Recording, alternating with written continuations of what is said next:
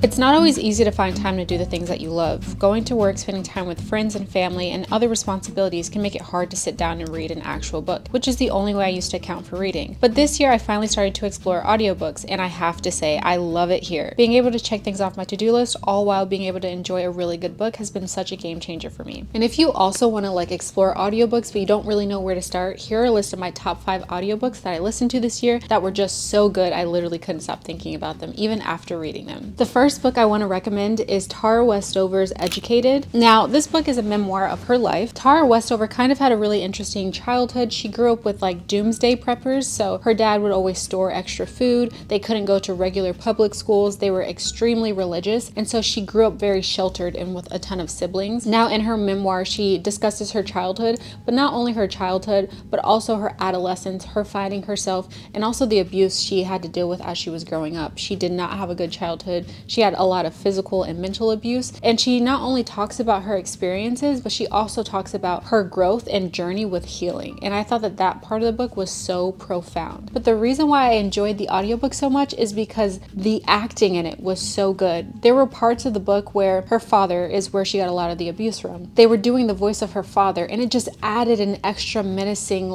take to the book. It was just so insane. It made you feel like you can really understand what she dealt with. Now, a lot of us haven't dealt with the type of experiences that she has, but it allowed you to empathize even further because it was just so jarring, so scary to hear all of these experiences that she had from the hands of the person who was supposed to take care of her parent. But I think the best part of the book was the fact that she overcame all of these trials and tribulations, and she became such an incredible person. She went on to go to Harvard as well as Oxford, some of the hardest colleges and universities to get into in the world. And not only that, but she was able to excel in those places. And I think it's also really cool to see how she dealt with her natural desire to want to be better than her circumstances, as well as trying to deal with all the trauma and things that she dealt with as a child in her adult life, because these are things that she was just harboring when she was younger, and then it started to manifest in her relationships and how she dealt with the world and how she expected things back from the world. So she had to go through that work and try to go back and see what was really bothering her still,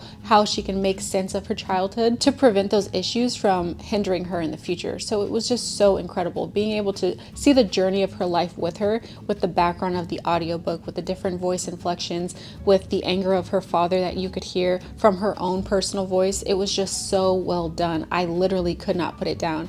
Every time I was cleaning or I was driving my niece to school, I would have the book on, and it was just so all-encompassing. I couldn't think of anything else, and I was constantly trying to find another opportunity to listen to it because it was just so wonderful. Now, I will say a lot of people say that reading the book in tandem with the audiobook is a really good experience, but I just listened to the audiobook, and I can just imagine that would be really cool. But with me and my personal experience, anytime I try to read a book alongside with the audiobook, I read far faster than the people are talking in the audiobook. So I would have to either do double speed, and then it just sounds crazy and it just takes away from the acting and stuff like that, or I would try to read slower, and I feel like I can't. So for me personally, I can never just do both in tandem, but I hear that a lot of people enjoy doing that, especially with this book. Before we get off that book though, I do want to say make sure you check the trigger warnings with that. She's just extremely raw with her experiences and the different types of abuse that she dealt with. So if those are things that might trigger you, make sure that you read them beforehand so you know what you're getting into before you're reading this book. But I will say it's an incredible read. I rated it 5 stars, and I think everyone should read it. Now, the rest of the books that we're going to talk about are pretty straightforward. There's no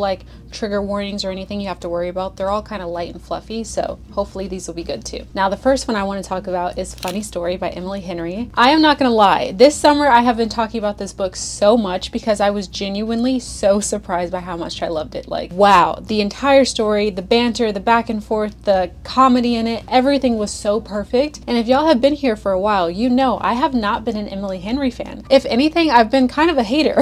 Now, before reading Funny Story, I did read Book Lovers as well as Beach Read by her, and I just did not enjoy them. Now, looking back, I can't really pinpoint one single thing that I didn't like about her writing, but I do know I didn't like that a lot of the things were redundant, and I felt like the book was longer than it needed to be in both instances, and I just never connected to the characters very much. So when I listened to this audiobook, I didn't have much of an expectation because I just knew from my past experiences, this isn't really an author that I kind of vibe with or enjoy. But wow, I don't know if it was because I listened to the audiobook or if this book was just so good, but I had such a wonderful experience. I will say this is one of her higher rated books on Goodreads, so maybe it is just the book, but the audiobook just made it a whole experience. I said it before, but I'll say it again. When I was listening to it, I literally genuinely felt like a fly on the wall of their life, of their relationship, of the back and forth and things like that. I felt like I was literally in the story. And what more can you ask for when you're reading a book? Funny story is about Daphne. She is about to marry Peter, and she recently moved to his hometown in Michigan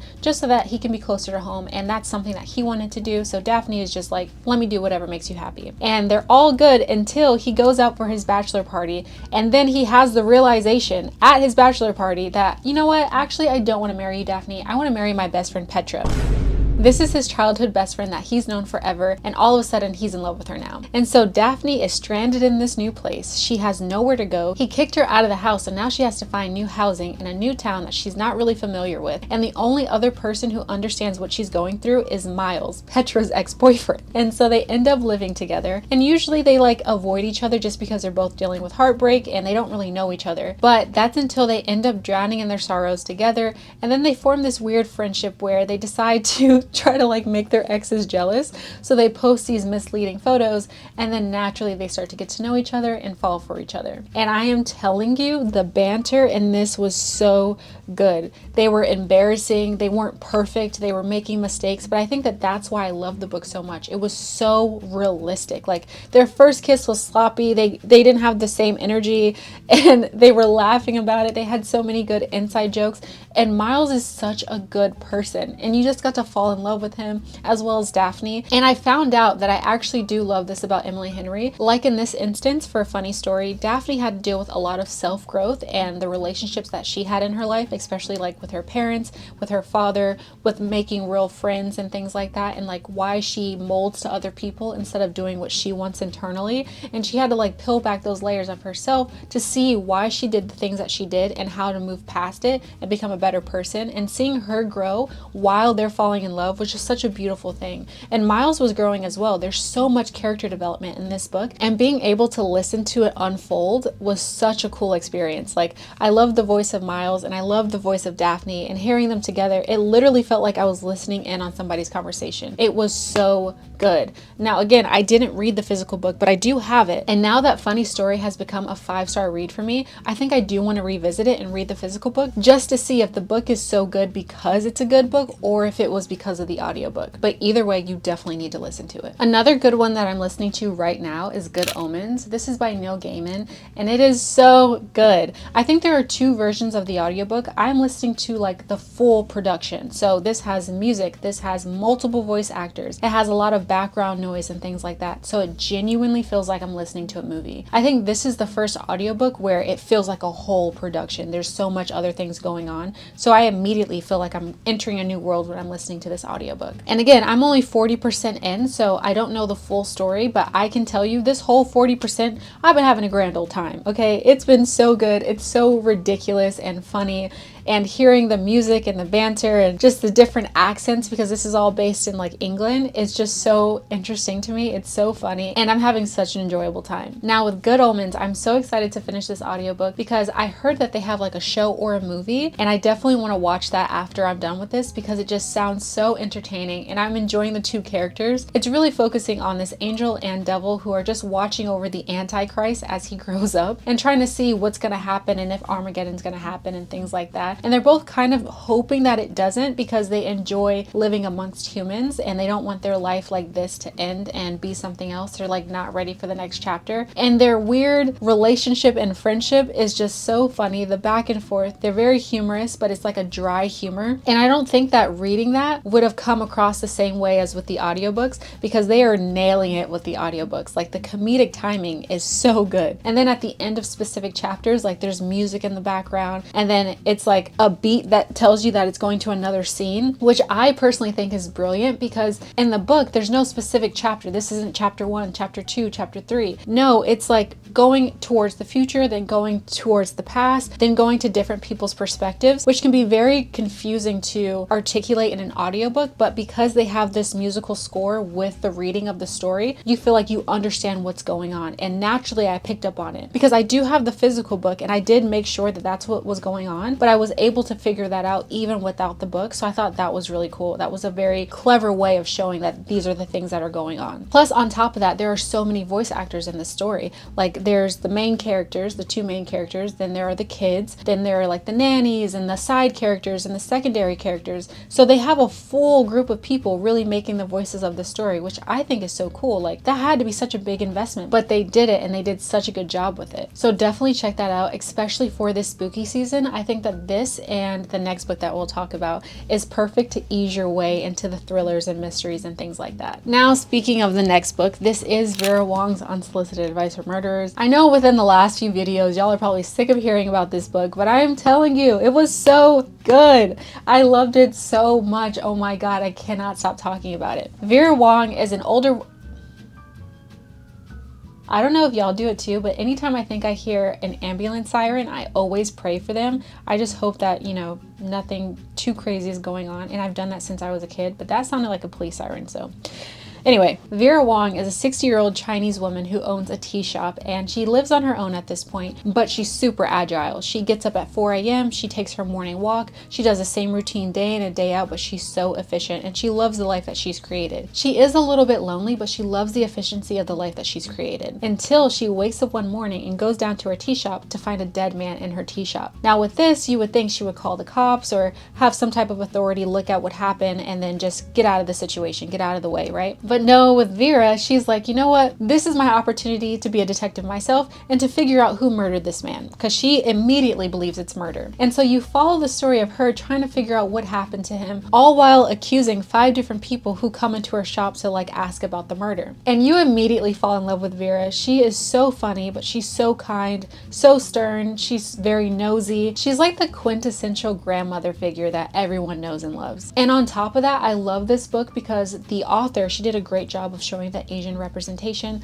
by showing all the meals that Vera was cooking, all the different Chinese teas that she made. And with the audiobook, it was a special treat because they pronounced the names correctly. And I feel like with me as a reader, I probably wouldn't have been able to do that on my own. So having that guidance was really cool because I always want to respect the cultures that I'm reading about. And that was just a nice way of adding that additional authenticity to the story. This is such a fun and cozy thriller because it's not just about her trying to solve this murder, but there are so many side stories. And I love how they intertwine together and how they create this newfound family, how they support each other. The jokes are hilarious. She's just so outlandish and ridiculous that you can't help but love her. And seeing all the other characters fall in love with her despite themselves because she is accusing them of murder it's just such a treat, and I think that you would definitely enjoy it, especially for this time of the year. Last but not least is The 7-Year Slip. This book is by Ashley Poston and is my first Ashley Poston book. If I am correct, I do believe she wrote The Dead Romantics, and I heard that one was really good as well, but I didn't read that yet. I just read The 7-Year Slip, and again, I listened to it on audiobook, and wow, was it an experience. It was so beautiful. Now, this story follows Clementine. She is a book publicist, and she is overworked, but she loves her job, or she thinks she does, and all she's trying to do at this point in her life is get through the day-to-day, because she recently lost her aunt, and they were extremely close, and now she's living in her late aunt's apartment, just consumed with grief. So she's just trying to throw herself into her work even more, try to avoid the things that she used to love doing with her aunt, but now it's getting to the point where she can't, because all of a sudden when she enters her apartment one day, she finds that she has a roommate, but this roommate is from 7 years in the past, and she slowly starts to fall in love with him. He is a chef, or up-and-coming chef at this point, and seeing his love and passion for his job makes her reevaluate her own life to see if this is actually a job that I love doing, or this is just something that I'm doing because I'm good at it. And so you get to see her go through not only her grief and healing from losing her aunt and trying to move forward, but she's also like discovering herself, trying to see what she actually enjoys doing and allowing herself to love again, because after the loss of her aunt, she wasn't really sure if she could allow any more people into her heart, but because they're roommates and she can only see him whenever she enters the apartment, she finds that she's slowly falling in love with him despite herself. Now, this book was so much fun to listen to because I loved hearing about the different parts of New York City that they were in, because this book was based in New York City, and with all the specific details, I knew exactly where they were whenever they were talking about specific places. So that was so cool. My imagination immediately went to the streets that they were on, and it was just really cool to throw myself into it all the way. And then hearing the different voice actors definitely made me feel like I was listening in on their conversation, on their life. So that was very cool as well. And I thought that the story in itself was extremely unique, and it was just so hard not to fall in love with not only the characters but the side characters as well, and the story, and watching her grow and like rooting for her and things like that. It was just so well done. Now, this is the type of book that I knew for a fact, whether I listened to it on audiobook or I actually read the physical book, no matter what, it was going to be a 5-star, just because the writing was that good. I just fell in love with it completely. This is a book I definitely want to return back to because it was just so wonderful, and it was just so heartwarming. I feel like I learned so many good life lessons going through the story, seeing her grow, almost healing with her, and it was just so nice. It was such a good change of pace with a romance that I genuinely did not see coming. So I definitely highly recommend this one as well. And with that, that is it. I again am starting to fall in love with audiobooks completely. I think I listen to one at all times at this point. So if you have any good audiobooks that you enjoyed, please let me know what they are in the comments below, because I will definitely be checking them out. All right, y'all, I love y'all so much. I will see you in the next video. Bye.